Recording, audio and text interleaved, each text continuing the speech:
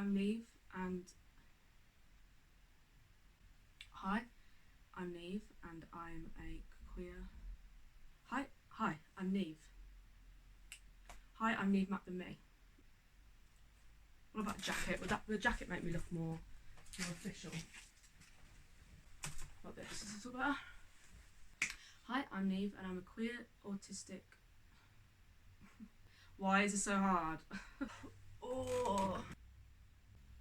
Do you know what, actually, it'd probably be easier to write 4 or 5 like parody songs about my practice from how I became an artist to now than sit here and talk. Somehow that would be weirdly easier. I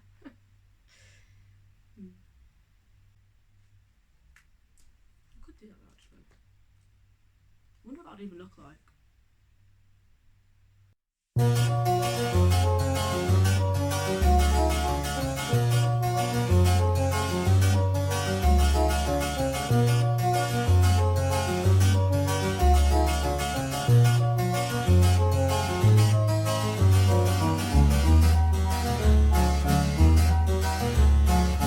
Diagnosed when I was 19, couldn't communicate what I was feeling. Turned to my art to say what I can't. My practice is my story so far.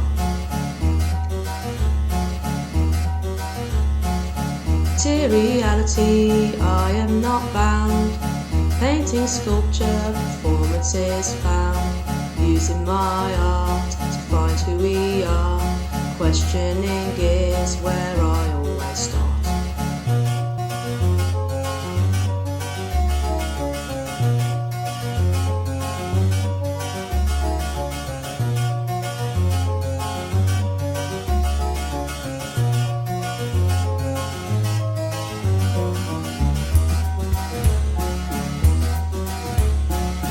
During A levels I was depressed, which led me to drink to excess, exploring themes of raw honesty. Black and white paint was the medium for me.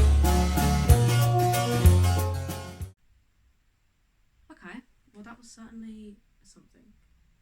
But I don't think it would even work anyway, because I didn't get to mention like my artist influences like Emin and Corbett, and how I used hands within my work to symbolise emotions without being too didactic, and how the bed was this like pivotal point of confinement but also comfort. I didn't say any of that. There's not enough words in that song for me to get through all that. I mean, half the song is a guitar solo. I mean, it was catchy though. And like, how would I even go about explaining Exeter? That I went to Exeter Uni to do an academic course. Like, art isn't academic anyway.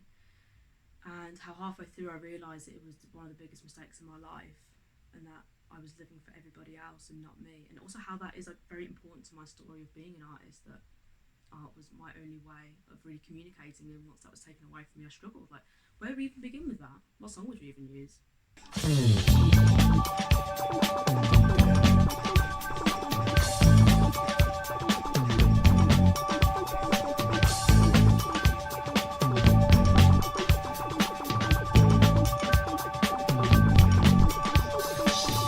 You may find yourself living in a breeze block flat, and you may find yourself in another part of the country, and you may find yourself sitting in a 3-hour lecture about Fordism, and you may find yourself in the wrong university, on the wrong course, and you may ask yourself, well, how did I get here?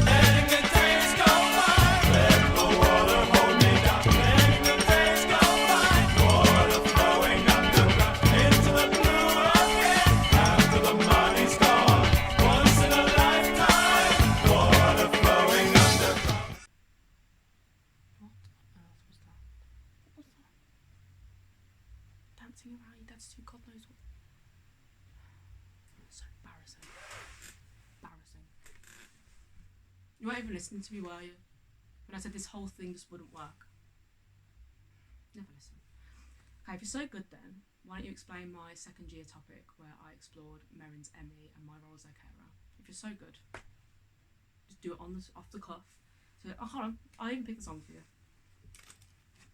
to, what's this? This will work. To Wuthering Heights, Kate Bush. You're so good. Go on. Off you pop. I'm waiting. I'm gonna get comfortable for this one.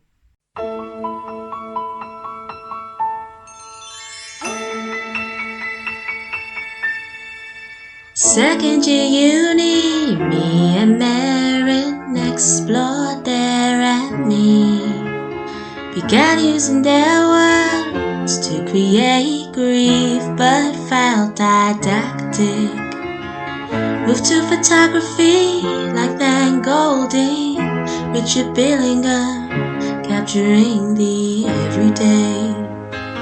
Photography felt resolved, but I wanted to push the process on, and so I tried using cyanotype, using a costume from sheets, drag the liquid over a canvas representing Marin's fatigue. Continued collaborating with collages, intercepting disabled and queer themes. Was that your mom's dress? Hilarious. Okay. Well, commendable effort. But you didn't even say anything about the second term. You only mentioned the first term. What about the second bit where I found that like weird abandoned road and I went like a completely different way material wise because this road kind of reminded me of Marin's room in like a liminal space. What about that? Huh? Well, I wasn't finished. Hit it! Euro could be the queer ecology, a side of liberation for us. We made some prints, but felt like it was too far removed. Focusing on the river there, my next move was hydrofeminism. Collecting processed clay, intertwining our body and the earth, creating sculpture to represent Marin's body. Wanting to link Marin's language with my world, watered down some clay and created these paintings from them, merging ecology with eternity. Enabled me to create this body of work. Ooh, this body. Okay, you've held your own. I respect that. I just can't believe this is my imagination and we haven't done a disco song. Like Sylvester, You Make Me Feel Mighty Real. Oh, we love that song. And also, actually, that would fit so perfectly with that topic because we're doing about autism and gender variance, like my lived experience of that. And in that music video, I swear, Sylvester was like, every few takes he's in a different outfit. And that's what we do. Our art thing, every time we come into the building, we change what we're wearing to symbolise, our experience with that. That'd be so cool. I'm not saying we're doing it. I'm not saying we're doing this whole idea. But if we're thinking it up, we can maybe just think up that Sylvester one and maybe I'll consider it.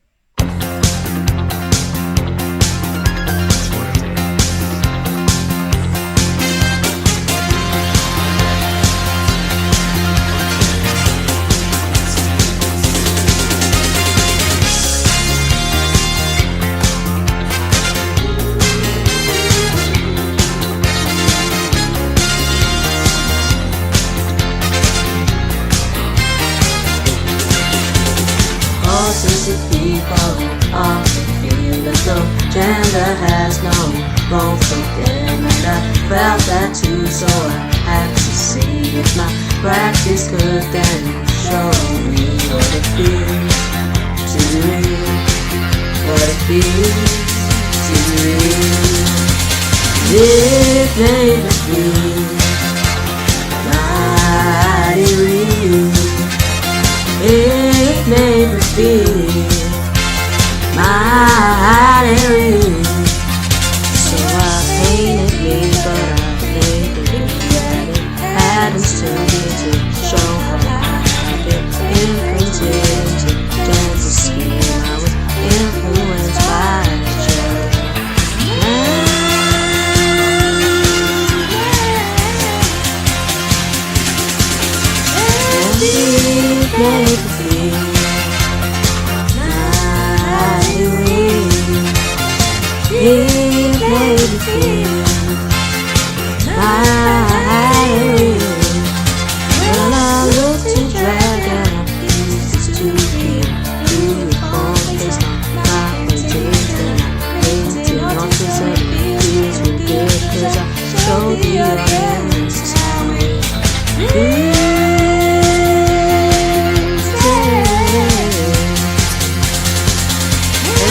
It makes me feel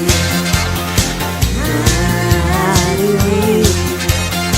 It makes And I feel like I need some more. And I feel your vibe. We're not doing it. We're not doing it.